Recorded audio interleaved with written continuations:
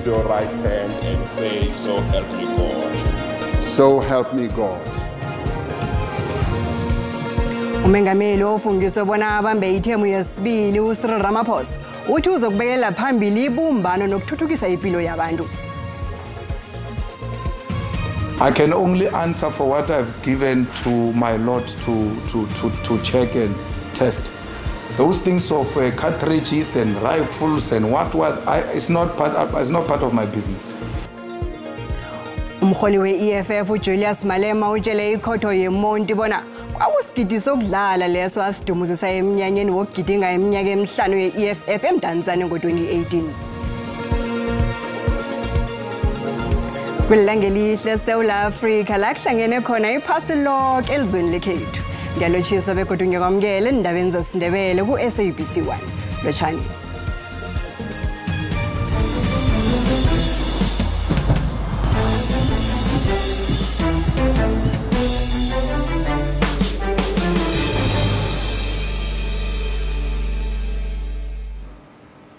Ufungiswe njengomengameli wesihlanu wedemocracy yeSouth Africa umengameli uCyril Ramaphosa. Lokhu kuthwaya ukubusa kwakhe kwehlandla lesibili elizweni lekhethu. Kunye nokuthoma kwehlelo lokukhetha icabinet etsha. Kuyahanyazela. Mnyanya wedemocracy lo. Umongo wanonyaka uthi idemocracy yeminyaka ema-30 ukubambisana nokuhluma. I-Union Buildings beyizele ngengidigidi zabantu abakhambele umnyanya lo kubalwa hlangana abaholi bentjhabatjhaba ezihlukahlukeneko. uRamaphosa ufungiswe ngokomthetho lijaji elikhulu uChief Justice Raymond Zondo. Raise your right hand and say, so help me God. So help me God. Ngalokho ke uRamaphosa uthethe isikhundla sakhe sokuphatha umbuso begodu uthoma nomsebenzi wakhe njengehloko yebutho lamajoni wesitjhaba. Lesi sikhathi esiqhakathekileko selizweli kanti ibutho lamajoni beladumuza ngokwekambiso yakhona.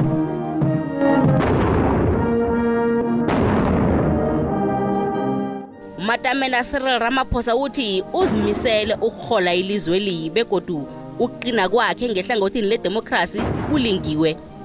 uRamaphosa uthi uzokusebenzisana nawo wonke umuntu nazo zonke inhlangano uqinisekisa ukuthi ziyatholakala insombululo zentshijilo ilizweli eliqalene nazo.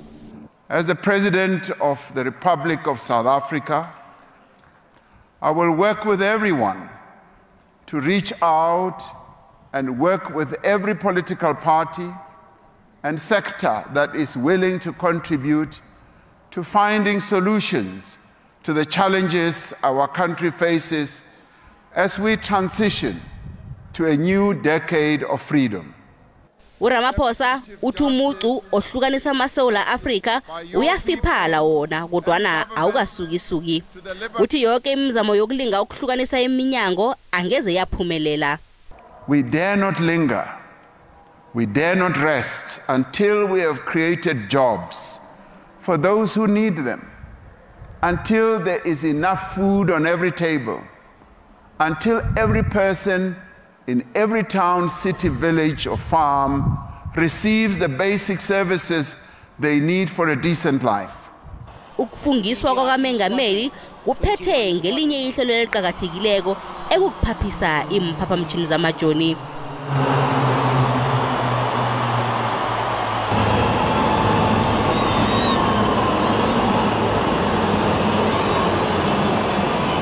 uRamaphosa uthi uzimisele ukusebenzela amaSouth Africa wonke.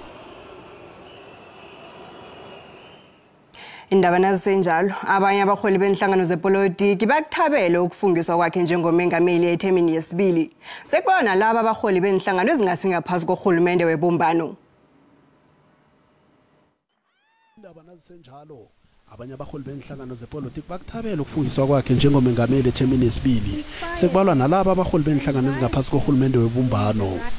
Umholi weDemocratic Alliance uJohn Steenhuisen uthi ibumbano into ekade ifuneka uthi kunje sekuyazwakala nokuphembetha komoya webumbano. There's no tanks on the streets, there's no martial law. What we're witnessing today is a transfer to a different government, a different government that will be very different to the one that went before it. And I think this ushers in a new era of cooperation and collaboration. Umholi we-IFP uvele Nkosi Nhlabisa uthi unethemba lokuthi uMengameli Ramaphosa uzokuletha uhulumende onzinzileko. The president, I believe, will take an opportunity to make the roadmap of our country, and very soon he will have to announce his cabinet. Abaholi bezinye inhlangano zepolitiki nabo athi ithemba likhona ngoMengameli Ramaphosa. The things that are missing are what is the agenda for the next 5 years. So you can't just join for the sake of joining. You've got to know what government is going to do, how we build a strong government, and how do we deliver for 60 million. And I'm unclear about that. So I will await until we can have that conversation and then take the thing forward. This is an amazing day because, like I said the other day in Parliament, that the peaceful transfer of power from one administration to the next is something that we must always cherish. And in South Africa, it is orderly, it is filled with tradition, and it helps to build a democratic culture. Duze nje lindeleke bona inhlangano ezingaphasi kwe-GNU zibamba umhlangano malungana nokwabiwa kwabondunankulu. Umoya nomakhaza wekuseni loya abakhange ubathusa abantu bebancameli kuyokubona ngoC uMengameli Cyril Ramaphosa nakathatha imfungo zokuba ngumengameli. Bavele emahlangothini wonke wempilo kanti ukusa kwaziwe ngibo bafuna ukuzibona ngaphakathi e-Union Buildings ePitori. Iflaga yeSouth Africa beyiphaphela phezulu bekulithabo lodwa ebantwini.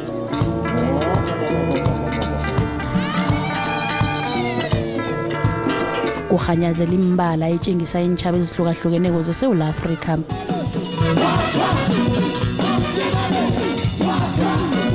Ngekhethu umnyanya usuke udondisa na unganabavumi negido lakhona.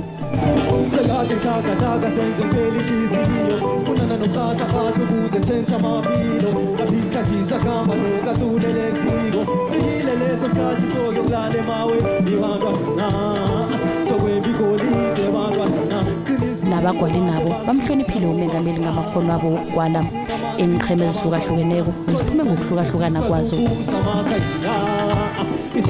NginguNontokozo Sikhosana wendaba ze-SABC ngibeka kuse-Auckland Park eJohannesburg.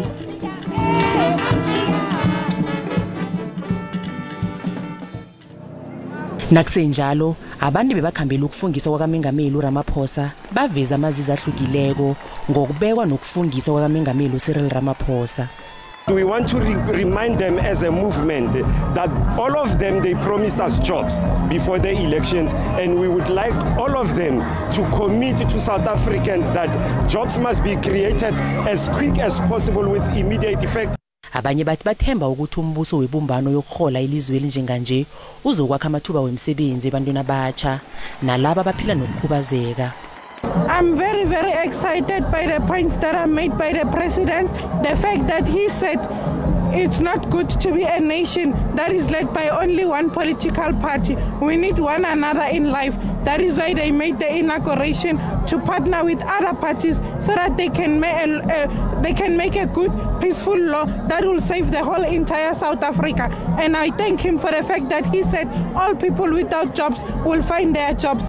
Abanye balila ngezenzelwa zomphakathi nobulelesi begodi bathi banethemba lokuthi ngemva kwalokhu izenzela zizokutholakala begodi nobulelesi buzokuphunguleka.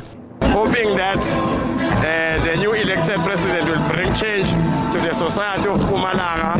As we all know that there is no shops in the country, service delivery, crime and all those things that are affecting the community. So we do believe that the GNU will try and sort out those challenges.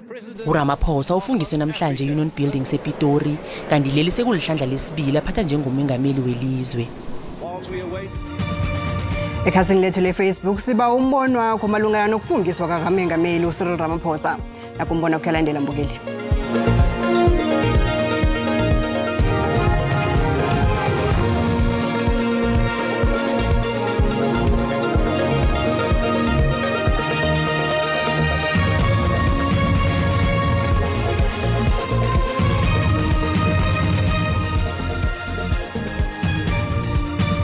Cabinet ezathi ikhethwe ngumongameli ibe ngabantu abazawusebenzisana, abantu abazabe bemoyomnye. Ngiyacabanga ukuthi lokho sekuzoba ingcindezi kakhulu ngoba amaqembu azobe amehlo ethenjo ebuka ukuthi mhlambe ngakithi ngakwelithi iqembu yathatha yini mhlambe akathathi. Thina into esifisayo umongameli uthi asebenzele nje qha.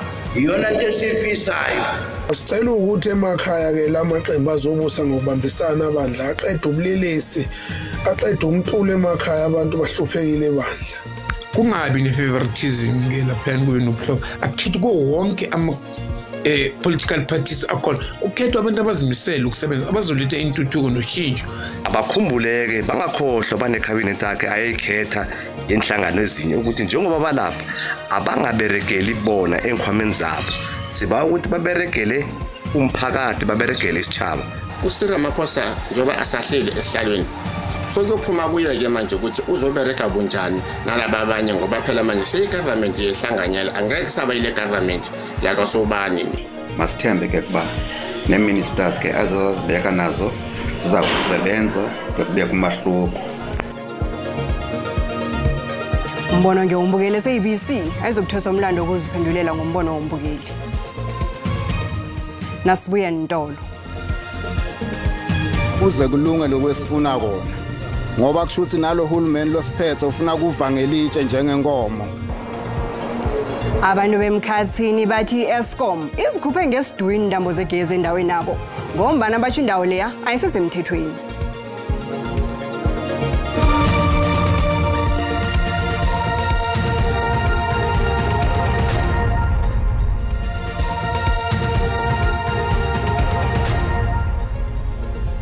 Ubukele indaba zesindebele zirhatshwa bunqopha ku-SABC 1 nazikufundile uyazifumana ku-YouTube, ku-Facebook naku-SABC Plus.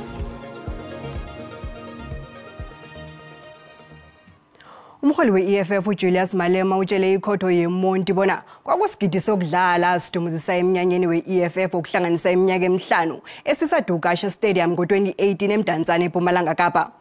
Malema uphikile bona kwakusigidi samambala ekhabe sinenkulu ezamambala esadumuza mhlanokho. Umalema ugcina livumene ithuba lakhe lokuthi ayokuveza ihlangothi lakhe khotho. Utabanye abofakazi bombuso bamthintanisa bunqopha necala sola ngalo kodwa ulitshuya lubuyelela lokuthi libuthakathaka kakhulu icala lombuso. I can only answer for what I've given to my Lord to check and test. Those things of cartridges and rifles and what it's not part of my business. You are not going to find a gun in another man's house and come and ask me. Asking me about a gun you found in another man's house. I'm not going to answer that. No one is going to ask me questions about something that was never found on me, about something that was never demonstrated any form of evidence before this worship as evidence against me. Utshilo umalume nokuthi mhlazana dumuza sesigideso akunamuntu oweza kuye wamtshela bona uyesaba ngemva kokudumuza kwesigidi. Watsho nokuthi lo yasolwa naye ekungugadage uAdrian Snyman umsulwa ecaleni wathi umuntu owaziwa ngoLarry Mabunda owayekhona mhlanokho nguye bekufuza avulela icala. Icala lizokuraka ngokuthuma Malema achuke ligcwetha lombuso ngembuzo. Izakhamuzi zendawo yemthathana ekuthiwa kusemkhathini embombela eMpumalanga zithoyekile ukulandela ukucinyula igezi Eskom. Izakhamuzi ezithi batsho akhange zitshelwe begodu zifuna iEskom bona ilungise indambo ezibalethela igezi. Kanti indawo le solo yaba khona kusukela ngo-2019 kodwa nabekube nje ayikabi semthethweni. Izakhamuzi ezizilingekileko zemkhathini zingene lomchagalo lazivale khona indlela enkulu N4 nezinye indawo eziseduze. Izakhamuzi ezi zichakalela ukucinyelwa igezi Eskom endaweni yangikhabo. Ezinye izakhamuzi ezicinyelwe igezi zithi iEskom yazifakela igezi kanti eminye imizi ifakelwe ngusokontraga ozijameleko. Izakhamuzi ezithi batsho kade zilinga ukubamba imihlangano nedropa lembombela kunye neEskom ukuthi zifakelwe igezi ngokusemthethweni. Nanyana kunjalo kodwa nabathi batsho besolo basiwa le nale nabafuna umhlangano nebakamasipalata weMbombela kunye neEskom. We had an agreement with Eskom last year that they are going to provide us with electricity meters, and we negotiated for electricity. But to our surprise, then when yesterday where they came with the police so that they could cut the electricity. As protest kungoba tikhalo tethu ativakali ngoba kushuthi lokuvota kwethu besivotela ukuthi batosihlupha. Eskom ngalapha senda sivumelwane nayo yathi itosenela ukuthi sikhona ukuthola amamitha lasemthethweni isifakele wona ngoJune. Manje kulo June kushuthi lamamitha akhona ngilokujuba logesi ukuthi basibeke emnyameni ebusika futhi kubanza abakhona ukusicabangela. Idropa leMbombela lithi indawo le ayisisemthethweni yeke akusimsebenzi abo ukufakela izakhamuzi indawo le igezi kodwa baba womhlangano neEskom ukufumana isisombululo. We don't have much as a municipality because it's outside our jurisdiction of supplying electricity. Is the responsibility of Eskom to supply the area, but as a municipality we must also assist in the matter and mediate on it. Nakusenjalo izakhamuzi zendawo le zithusele ngokuvala indlela enkulu N4 nazo zonke ezinye indlela ezingena edrobheni leMbombela nakungenzeka baragele phambili nokuhlalisiwe bomnyameni. Kanti akhange iphumelele imizamo yokufumana iEskom ukuthi iziphendulele, amapolisa abeke ilihle libukhali endaweni le. Intengo echukuluko yabathengi elizweni yangomkhayila ikachukuluki isajame ku 5.2% nanonyaka njengomana bekuphenguliwe. I-Consumer Price Index itshengisa ukwamukela intengo yokudla. Intengo yamva nje iza ngemva kokubana yehle inyanga embili ngokulandelana. Kodwa nayisesengaphezulu kwaleyo ebekwe ibhanka enkulu ye4.5%. Amanani emkhiqizo emine kwe12 anzinzile phakathi kwaSihlabantangana noMkhayili. Ukudla okufaka iniselo ezingasimhamulo, imali ebhadwela izindlu, nenisiza zikamasipalata, yefundo kunye nenindwanyana zangendlini. Intengo yabathengi yahlela ku 4.3% kumkhayili ukusuka ku 4.4% phambilini enyangeni ezidlulileko. Ukwehla kwentengo le kudosa phambili kuhlolisisa kwentengo yoburotho nokudla kwekuseni, ibisi, amaqanda necheese, amafutha, ichukela, amaswiti nokudla okwehle isiphundo. For consumers, this implies gradual relief if we consider that consumer inflation is now more than a percentage point lower than it was a year ago, while wage increases are still generally quite steady. In June, we expect consumer inflation to moderate to 5% because of the continued deceleration in food prices and also because we have seen global oil price fall in June. Intengo chukuluke engafaka ukudla, iniselo, intengo yembaseli kunye namandla inzinze ku 4.6%. Abacozululi bathi intengo chukuluko njengomana isasengaphezulu kwale ibingweko izokwenza bona ibhanki ekhulu ibe bukhali nayihlanganako ngenyanga ezako.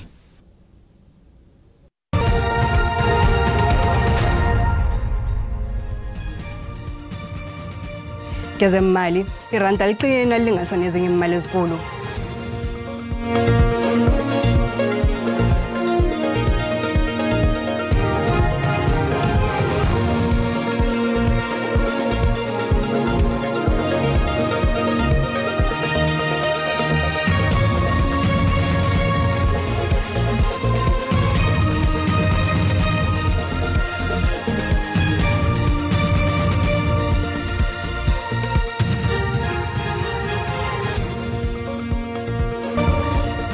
Indaba nkulu keza namhlanje ngeyokufundiswa kukaMengameli uCyril Ramaphosa. Asizwe kuzolothi Masango ehlelweni sibuya nabazumi bona baphethe ziphi. Akwande Masango.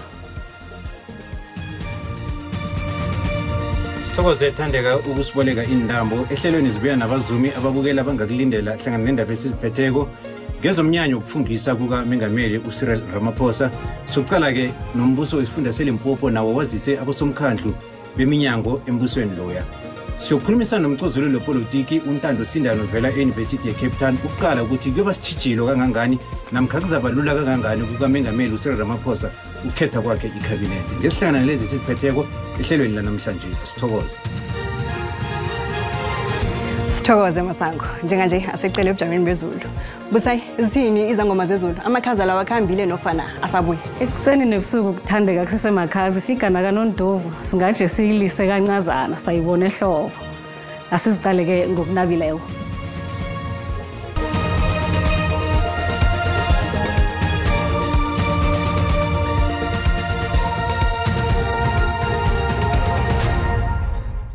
Asiloshise umlaleli ngelanga elikhulu eSouth Africa. Siqalele ukuthi bunjani ubujamo bezulu. Sibona lapha ke ligubze sengamafu kilezi ndawo zangeJingalanga Kapa nangaleke ngeTlagwini Kapa. Nasichinga ngaleke ePumalanga nenarha yeSouth Africa lapha esifundeni seKZN. Kuyabonakala kuthina amathuba wezulu alinganiselwa lapha ke emazingeni angange 30%. Kusasa athi uqina kizo lezi ndawo zegwini elingePumalanga nge 60%. Sibona lapha ke ikungu ekseni abantu bacheche bayelele nabachayela kusesenjalo ke ngapha ngeJingalanga Kapa lisaguze sengamafu. Sizokuchitela ukuthi ukwazi ukubona ukuthi kunjani ke kuchisa namkhana kuphole kangangani isifunda sangapha ngeGauteng boPitori Bronkhorstspruit sibona ke kusapholile endaweni eziningi nangapha ngeJohannesburg nge22 ekseni ke nokho kumakhaza nebusuku abantu bambathe bafuthumele ngaleke ngeLimpopo siyabona ke ukuthi khona ke kufuthumele bomusina ePhalaburwa ngaleke ngePhulukwane neMkopane sibona ke nokho ke khona kuyaphola ngemva kwamadina nge22 noma kuzakulala kuvuke kumakhaza esifundeni sangaleke ngeMpumalanga imbombela ifuthumele nge24 isikhukhuza ifuthumele khudlwana ke nge28 kuthi boMiddelburg lipholile nangemva kwamadina eMalahleni nge20 sekunda ithi ukuba makhazana neEmelo ngemva kwamadina iEmelo i18 siyangaleke ngesifundeni sangakwaZulu Natal siyabona lapha kubo Richards Bay ukuthi yi23 nawuthi uyachinga lapha eLady Smith bonakala kumakhaza imini pheze yonke nalapha ke khulukhulu eGokstad lithoma nge1 ekseni bese ke lithi 16 ngemva kwamadina iPumalanga Kapa imakhaza hle ekseni khulukhulu lapha eMaltswayi nge-2 kodwa ngokuhamba kwesikhathi kubangconywana nokho abantu bambathe bafuthumele bonakala eEastern Cape ipholile ngezinye indawo ngezinye ke khona ke kumakhaza nalapha eWillowmore ngemva kwamadina nge16 iJingalanga Kapa ke ifuthumele ngezinye indawo njengalapha eFredendal kodwa ke Cape Town imakhaza nalapha ke eLangsfield kumakhaza eLangsburg nge18 nangemva kwamadina ekseni kumakhaza pheze indawo zonke iNorthern Cape nayo yabonakala ukuthi ivuka ilale imakhaza ngokuhamba kwesikhathi kube ngcono iCarnarvon nge21 lapha ke kubo Appington kufuthumele iFreystata sayibona ke nayo ukuthi ilala ivuke imakhaza khulukhulu ke ekseni nebusuku kuthi ngokuhamba kwesikhathi ke kuphole ngezinye indawo njengalapha eVelkom nokho ke ngezinye kumakhaza njengalapha eBethlehem nge17 ngemva kwamadina kokugcina sicalele isifunda sangale ke ngeNorth West sifuthumele ke endaweni eziningi noma ekseni nebusuku kuthoma kube makhaza nje awasithule ukuthi kusesebusika abantu bambathe bafuthumele sibonane kodwa ngesikhathi esilandelako Tito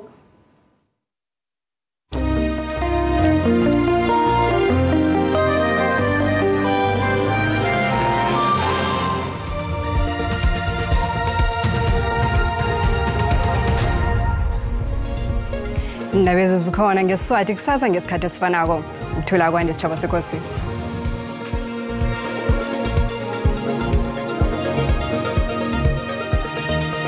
Is it that people ought to be hopeful for at this moment?